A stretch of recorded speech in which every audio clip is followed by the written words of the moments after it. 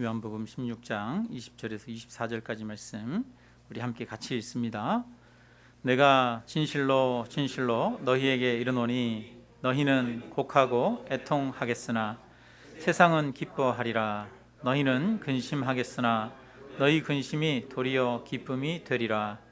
여자가 해산하게 되면 그 때가 이르렀으므로 근심하나 아기를 낳으면 세상에 사람 난 기쁨으로 말미암아 그 고통을 다시 기억하지 아니하느니라.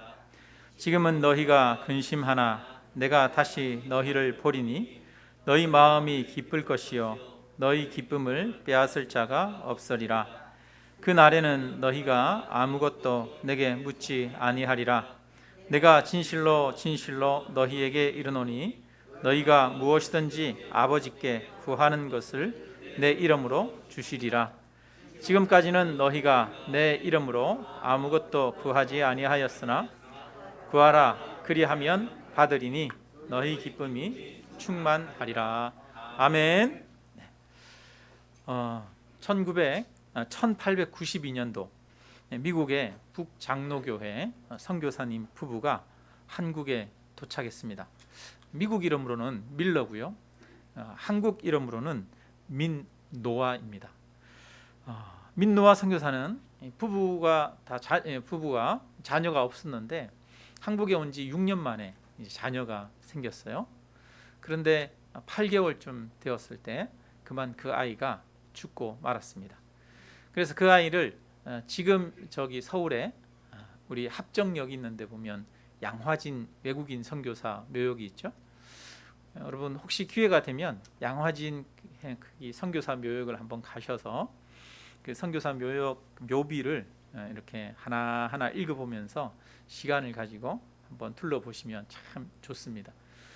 그곳을 둘러보면 한국 근사가 우리 선교사님들에 의해서 이 땅 가운데 정말 큰 영향을 받았고 또 그래서 이 근현대사가 이렇게 축복될 수 있다는 것을 알 수가 있습니다.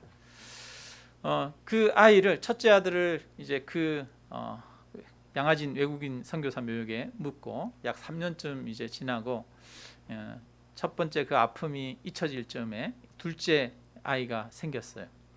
그런데 둘째 아이가 태어나자마자 그 다음 날 또 죽어버립니다.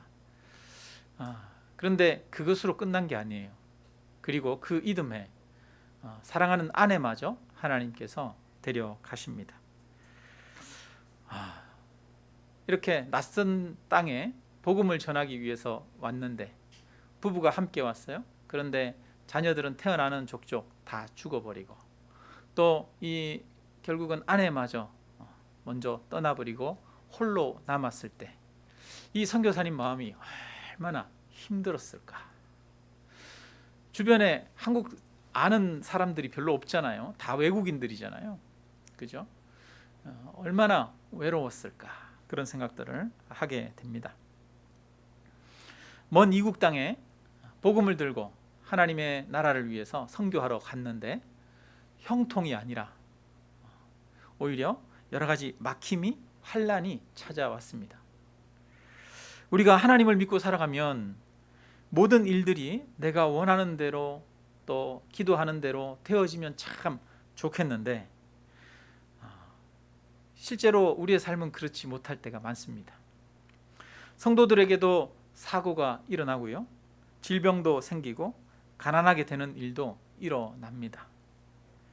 저는 우리 교회 성도님들 모두가 바라고 소망하는 대로 모든 일들이 정말 이루어졌으면 좋겠습니다. 그런데 인생의 환난은 때로는 하나님을 믿는 사람들도 피해갈 수가 없습니다. 하나님을 믿는 사람들에게도 고난이 닥쳐옵니다. 환난이 있습니다. 그런데 하나님을 믿는 사람은 그 고난을 대하는 방식이 다른 것입니다. 이 민노아 선교사님 곁에서 그동안의 모든 과정들을 지켜보던 조선 사람들이 묻습니다. 당신이 전하는 예수는 누구기에 당신에게 이렇게 고통을 준답니까? 예수를 믿으면 좋은 일들이 생기는 게 아니라 오히려 어려운 일들이 생기는 것 아니요? 이렇게 물었습니다. 그들의 물음에 이 선교사님은 대답 대신에 찬송가를 지어서 부르기 시작했는데 그게 찬송가 96장입니다. 예수님은 누구신가? 그 찬양이에요. 우리 한번 불러볼까요? 예수님은 누구신가?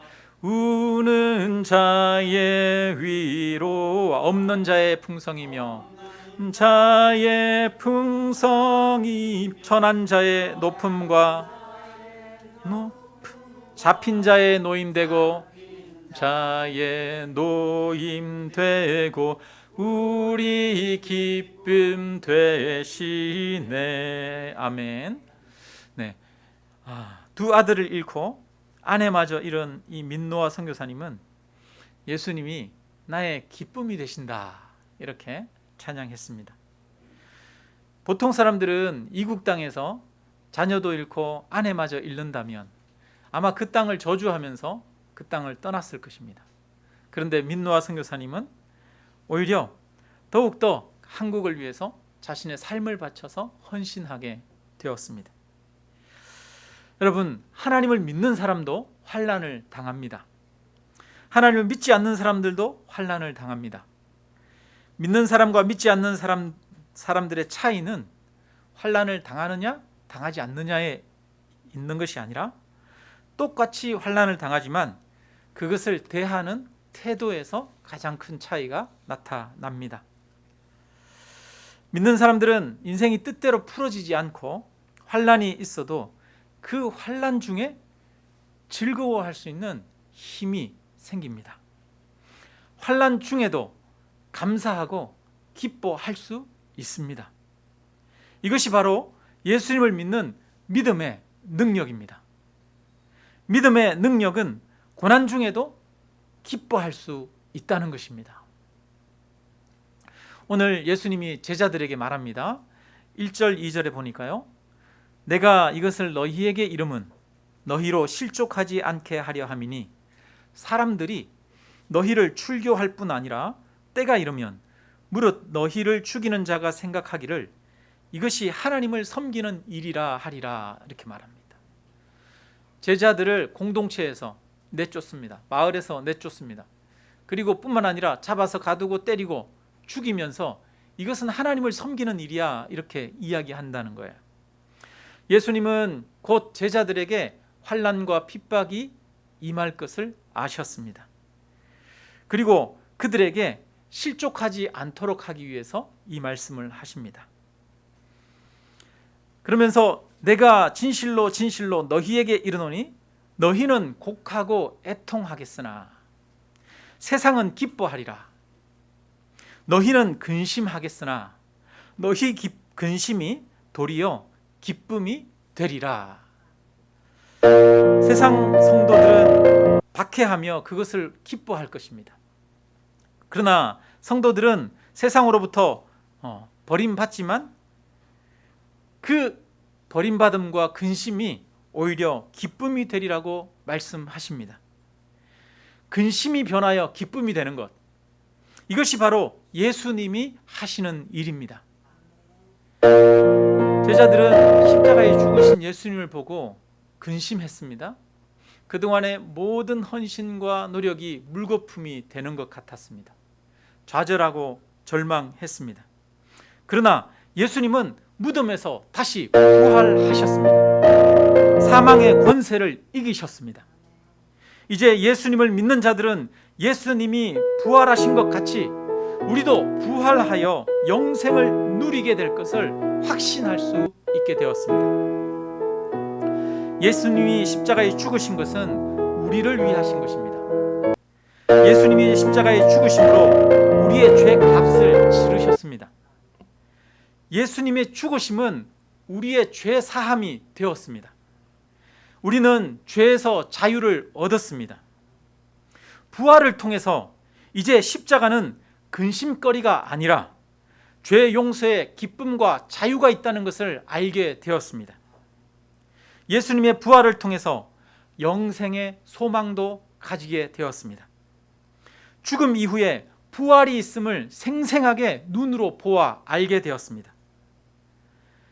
세상의 성공과 부귀와 영화가 중요한 것이 아니라 주님을 믿고 영생 얻는 것이 중요함을 확인하게 되었습니다. 예수님이 죽으시고 부활하심으로 이제 더 큰 영원한 생명을 얻게 된 것입니다. 그래서 이제는 잠시 근심하였으나 도리어 그 근심이 큰 기쁨이 되리라 말씀하십니다. 큰 기쁨이 되는 것입니다. 지금은 너희가 근심하나 내가 다시 너희를 보리니 너희 마음이 기쁠 것이요 너희 기쁨을 빼앗을 자가 없으리라 말합니다. 주님이 주시는 기쁨은 빼앗을 자가 없습니다. 세상이 주는 기쁨은 사라지고 빼앗깁니다. 돈은 사라지고 빼앗기기도 하지요. 건강도 빼앗을 수 있습니다. 때로는 사람도 사라지고 빼앗깁니다. 그러나 주님으로부터 얻는 기쁨은 다른 사람들이 빼앗을 수 없는 기쁨입니다. 제자들은 가진 재산을 빼앗기고 쫓겨나고 갇히고 매를 맞았지만 기뻐했습니다. 사도행전 5장에 보면 제자들을 공회에서 불러서 매로 때리고 그들을 위협하는 장면이 나옵니다. 성경은 이 장면을 이렇게 기록하고 있습니다.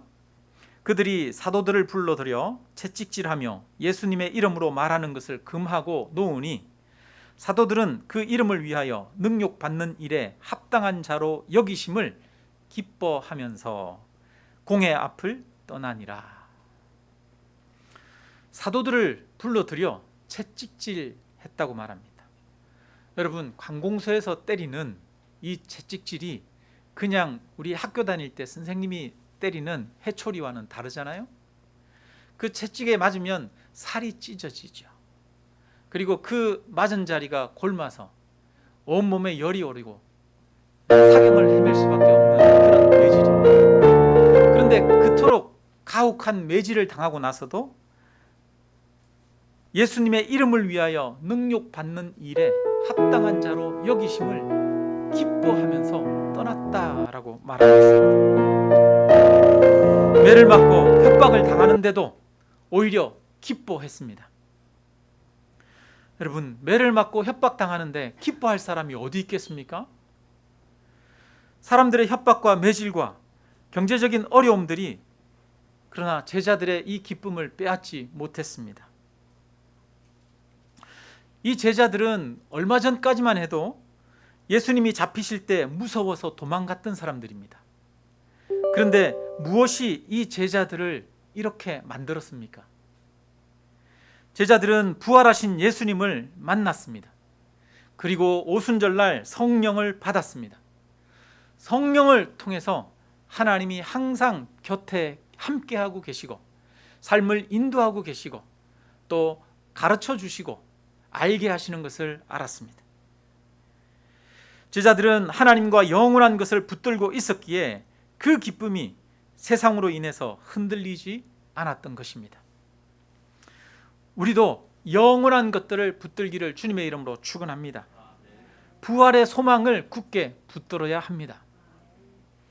여러분, 그러나 현실의 세계는 참 냉혹하지요. 여러분, 현실의 힘은 참 강하고 큽니다. 여러분, 우리가 경제적으로 어렵고 당장에 써야 할 돈이 없고 그럴 때 우리의 마음에 얼마나 쪼그라들고 또 힘이 들고 그렇습니까?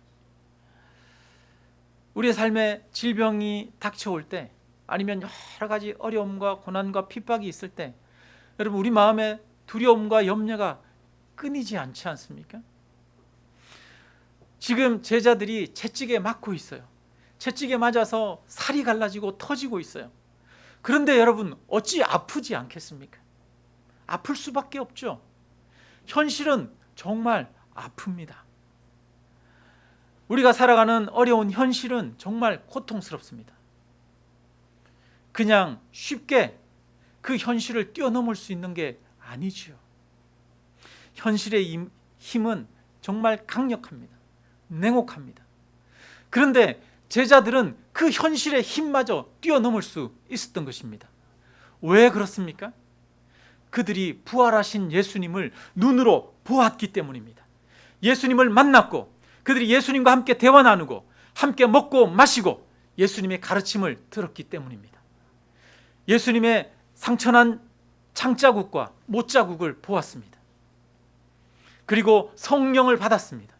성령을 통해서 내가 할 수 없는 말들이 내게서 나오는 것을 알게 되었고 내가 알지 못하는 지식이 내 안에서 솟아나는 것을 성령을 통해서 부어주시는 것을 경험했습니다. 하나님이 함께 하시는 것을 직접 경험했습니다. 예수님의 보았던 것, 부활하신 예수님을 만났던 것, 성령이 내 안에 함께 하시는 것, 이 경험이 채찍으로 맞아서 살이 찢어지는데도 불구하고 기뻐할 수 있도록 만들었던 힘인 것입니다. 여러분, 현실의 힘은 냉혹하고 정말 강합니다. 그러나 그 현실의 힘보다 더 강한 것은 바로 우리 부활하신 예수 그리스도의 능력이신 줄로 믿습니다. 사망 권세를 이기신 예수님의 능력인 줄로 믿습니다. 현실은 냉혹하고 강하지만 그러나 그 현실보다도 더 강한 것이 바로 우리 하나님이십니다. 예수님이 부활하신 것처럼 우리도 부활하게 될 것입니다. 이 땅에서 누리는 것들은 잠시 잠깐이면 끝이 납니다. 길어야 수십 년입니다. 그 이후에는 우리에게 눈물이 없고 고통이 없는 기쁨과 평안이 주어질 것입니다. 하나님을 직접 뵙고 하나님과 함께 살며 하나님의 그 영광과 권능을 보는 것만으로도 찬송이 절로 흘러나오고 감사가 우리 마음에서 샘솟듯 나오게 될 것입니다. 이것이 실제로 믿고 굳게 붙들고 바라보는 자들에게 세상이 빼앗을 수 없는 기쁨이 흘러나오도록 하는 힘인 것입니다.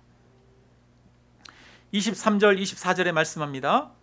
그날에는 너희가 아무것도 내게 묻지 아니하리라. 내가 진실로 진실로 너희에게 이르노니 너희가 무엇이든지 아버지께 구하는 것을 내 이름으로 주시리라. 지금까지는 너희가 내 이름으로 아무것도 구하지 아니하였으나 구하라. 그리하면 받으리니 너희 기쁨이 충만하리라. 아멘.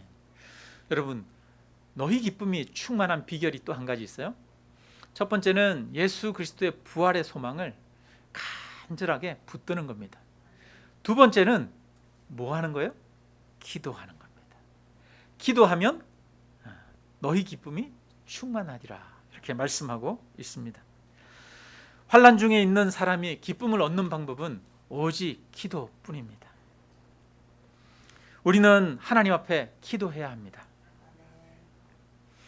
아니, 저는 환난 때 기도했는데 아무런 변화가 일어나지 않던데요.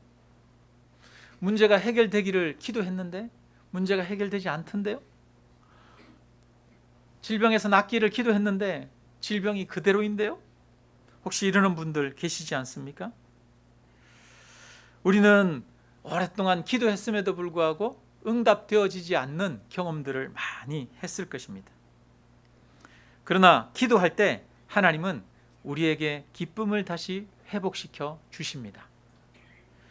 최근에 저도 여러 가지 일들이 꼬여서 풀어지지 않는 그런 일들을 경험하고 또 생각대로 계획대로 목회나 인생이나 이런 것들이 풀어지지 않는 그런 것들을 많이 경험하게 되었습니다. 제 앞에 있는 여러 가지 일들이 잘 풀어지기를 몇 달 동안 기도했는데 되겠지 기대도 했는데 되어지지 않는 거예요. 하나님의 인도하심이 무엇인지 모르는 가운데 하나님 앞에 고백할 수밖에 없었습니다. 하나님, 일이 내 마음대로 내 생각대로 내 계획한 대로 되어지지 않습니다. 하나님, 저는 제가 계획한 대로 일을 이끌어갈 능력도 힘도 없습니다. 저는 제 뜻대로 안 되는 일을 통해서 저의 무능력함을 더 깊이 느낄 수밖에 없습니다. 그전에는 되겠지라고 생각했어요. 이렇게 하면 되겠지라고 생각했어요. 하나님을 의지한다라고 마음으로는 생각하지만 하나님께 기도는 하지만 사실은 하나님께 온전히 내어 맡기지는 못하는 그런 마음이었어요. 그런데 기도해도 안 되고 또 시간이 지나도 안 풀어지고 막히는 거예요. 그러면서 결국에는 우리 인간이 얼마나 무기력한 존재인지, 무능력한 존재인지 절감할 수밖에 없었습니다. 그런데 오히려 그 무능력함을 절감하는 것이야말로 저에게 더 큰 평안을 가져왔습니다. 그제서야 다시 하나님께 기도합니다. 하나님, 저는 아무것도 제 힘으로 할 수 없는 무능력한 자입니다. 제 힘으로 제 인생을 이끌어갈 수 없고 제 힘으로 교회를 이끌어갈 수가 없습니다. 오직 주님께 모든 것이 달려 있습니다. 진정으로 주님께서 하십니다. 이제 제가 저의 무능력함을 더욱 절감하기에 하나님 앞에 저의 인생을 맡깁니다. 하나님만을 의지합니다.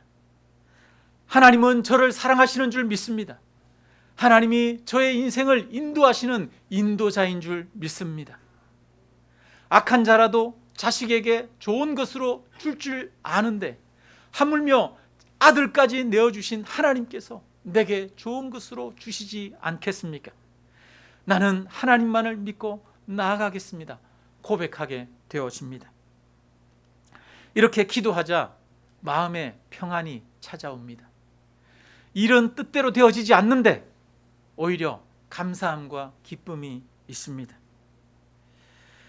일이 내 마음과 내 뜻대로 안 됨을 통해서 오히려 나의 무능력함을 깨닫고 하나님께 의지하며 맡김으로 일이 내 마음대로 될 때보다도 더 큰 평안을 얻게 되어지는 것입니다. 환난이 찾아오고 근심이 밀려오고 그럴 때마다 기도의 자리로 나아가십시오. 그러면 하나님의 평안이 우리를 지킬 것입니다. 환난 중에도 기뻐할 수 있는 힘을 하나님께서 주실 것입니다. 미국의 찰스 스윈돌 목사님이 쓰신 지금 시작해도 늦지 않다라고 하는 책이 있는데요. 그 책에 보면 한 가지 실화가 이렇게 기록이 되어 있습니다. 82살이 된 목사님, 50년 이상 목회를 하셨던 그 목사님이 은퇴를 했는데 피부에 암이 생긴 거예요. 그래서 증세가 너무 심해가지고 15번이나 수술을 했다고 합니다. 그러다 보니까 이 외모가 다 피부암이니까 피부 수술을 하니까 외모가 어떻게 되겠어요? 아마 그 병변 부위가 얼굴이나 이런 데 드러나는 곳이었나 봐요. 통증으로 고통당했을 뿐 아니라 그 암이 남긴 외모의 상처 때문에 부끄러워서 밖에 나가는 것조차도 힘들었습니다. 그러던 어느 날 이 목사님이 책을 읽다가 계속 춤을이라고 하는 책을 읽게 되었습니다. 계속 춤을, 인생은 계속 춤을 추는 것이다 라는 거예요. 그 책에는 등산을 하다가 사고를 당해서 거의 목숨을 잃을 뻔했던 사람이 견디기 힘든 통증으로 오랫동안 고생한 이야기가 실려 있었습니다. 그에게는 이 통증이 사라지지 않는 거예요. 그런데 그 사람은 통증이 사라지지 않을 것이라는 것을 알고 나서 나는 중대한 결심을 했다. 내가 이 일에 대해 어떤 반응을 보일지는 내 선택에 달려있다. 그래서 나는 기쁨을 선택했다라고 그렇게 그 책에 써 있는 겁니다. 이 글을 읽은 이 목사님이 미쳤군, 어떻게 그게 가능해, 이렇게 그런 거예요. 왜냐하면 현실의 힘은 너무 냉혹하잖아요. 육체의 통증이 끊이지 않고 있잖아요. 그런데 어떻게 기뻐할 수 있습니까? 이 목사님도 암으로 인해서 15번이나 수술하고 통증도 있고 외모도 다 일그러지고 수치스럽고 부끄러운데 어떻게 기뻐할 수 있습니까? 그래서 어떻게, 현실은 이렇게 기뻐할 수 없는데 어떻게 기뻐할 수 있어? 어떻게 내가 기쁨을 선택할 수 있어? 미친 이야기야, 이건 말도 안 되는 이야기야, 이렇게 하고 이제 내려놓았습니다. 그 후 어느 날 그는 요한복음 15장 11절 예수님께서 하신 말씀을 읽었습니다. 내 기쁨이 너희 안에 있어 너희 기쁨을 충만하게 하려 함이라. 예수님 말씀하십니다. 내 기쁨이 너희 안에 있어 너희 기쁨이 충만하게 하려 함이라. 예수님은 예수님의 기쁨이 충만하게 하기를 원하셨습니다. 세상이 주는 기쁨이 아니라 주님이 주시는 기쁨을 우리에게 주시기를 원하셨습니다. 목사님은 이 구절을 읽고 예수님의 기쁨이 내 안에 있다고? 예수님이 나에게 기쁨을 충만케 하기를 원하신다고? 목사님은 지금 자신의 상황을 보니까 기뻐할 만한 것이 없는 것 같은데 예수님의 기쁨이 너희 안에 있다는 말씀에 충격을 받았습니다. 그리고 다시 무릎 꿇고 기도하기 시작했습니다. 주님, 주님의 기쁨을 내게 충만케 하신다고요? 그렇다면 그 기쁨을 제게 주십시오. 제가 이렇게 암으로 인해서 괴로운데 저에게도 그 예수님의 기쁨을 주십시오. 기도했습니다. 그러자 갑자기 엄청난 기쁨의 덩어리가 하늘에서 내려와 그의 심령을 채웠습니다. 하늘로부터 내려온 그 기쁨을 얻은 목사님은 그 자리에 있을 수가 없었어요. 바깥에 나가기도 부끄러워했는데 밖으로 나아갔습니다. 패스트푸드점에 가서 음식을 사서 먹고 사람들과 반갑게 인사를 나눴습니다. 사람들이 묻습니다. 선생님 무슨 좋은 일 있으신가 봐요? 네, 좋은 일 있습니다. 생일이세요? 아니요. 결혼기념일이세요? 아니요. 그보다 더 좋은 겁니다. 그래서 묻습니다. 그럼 뭐죠? 예수님의 기쁨입니다. 예수님의 기쁨이 내 안에 있습니다 라고 말했다는 것입니다. 저는 우리나라의 이현필 선생님의 그 전기의 한 내용이 기억이 납니다. 우리가 잘 모르는 분이죠. 그 1940년대 50년대 이때 신앙생활을 하셨던 그런 분인데요. 이현필 선생님, 맨발의 성자다라고도 하는 그런 분이 있습니다. 이분은 이제 철저하게 하나님의 말씀대로 살려고 그렇게 실천했던 사람이에요. 심지어는 산상수훈 같은데 내용에 보면 오리를 가고자 하거든 어디까지 가고? 십리를 가고, 그 다음에 겉옷을 달라 하면 속옷도 내어주고, 오른뺨을 맞으면 왼뺨도 돌려대고, 그대로 살아가려고 했던 이런 분이에요. 이분이 이제 광주에 동광원이라고 하는 그런 공동체를 만들고요. 이분들이 그냥 아주 가난하게 살았어요. 먹는 것도 남들이 버리는 음식 그 가져와서 끓여서 먹고 그렇게 살면서 병원이나 이런 데 가서 허드렛 일을 하고 그러면서 봉사활동에 전념하면서 남들을 섬기는 그런 삶을 살았던 분입니다. 이현필 선생님 평생 가진 것 아무것도 없이 모든 것을 내려놓고 주님을 따라 살기만을 원했던 그런 분인데요. 이분이 이제 임종하기 전이에요. 제자들이 그분의 임종을 지키기 위해서 이렇게 와 있는 그런 상황이었어요. 근데 이제 하나님의 부름을 받아 숨을 거두기 직전인데 이 이현필 선생님이 마지막으로 소리를 외칩니다. 마지막으로 숨을 거두면서 소리를 외치는 소리가 아 기쁘다, 아 기쁘다, 아 기쁘다. 마지막 죽는데 기쁨에 겨워서 그 기쁨을 주체할 수 없어가지고 기쁘다 그러시고는 숨을 거두셨다는 거예요.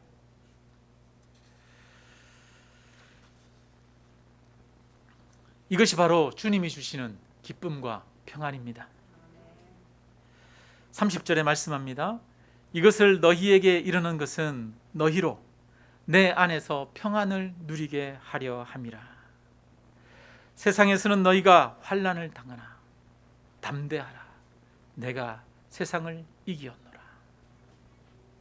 여러분, 세상에서는 너희가 환난을 당하나. 이것을 너희에게 이르는 것은 너희로 내 안에서 평안을 누리게 하려 함이라. 세상에 평안이 없습니다.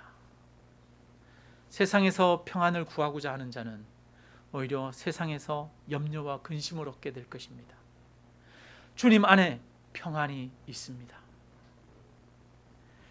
담대하라, 내가 세상을 이기었노라 주님이 말씀하십니다. 주님은 사망의 권세를 이기시고 부활하셨습니다. 세상을 이기셨습니다. 우리는 주님이 주시는 그 평안을 누리고 주님이 주시는 그 기쁨으로 세상이 줄 수 없는 기쁨 가운데 살아갈 수 있는 자들입니다. 이 기쁨을 위하여 저와 여러분이 부름받았습니다. 내 기쁨을 주노니 내 기쁨을 너희 안에 충만케 하리라 라고 주님이 말씀하십니다. 이 주님을 바라보심으로 주님이 주시는 기쁨을 누리시는 저와 여러분이 되시기를 주님의 이름으로 축원합니다. 우리 찬양 드리겠습니다. 찬송가 96장 민노아 그 선교사님이 지으셨다는 찬양 96장을 우리가 찬양하고 함께 기도드리겠습니다. 주님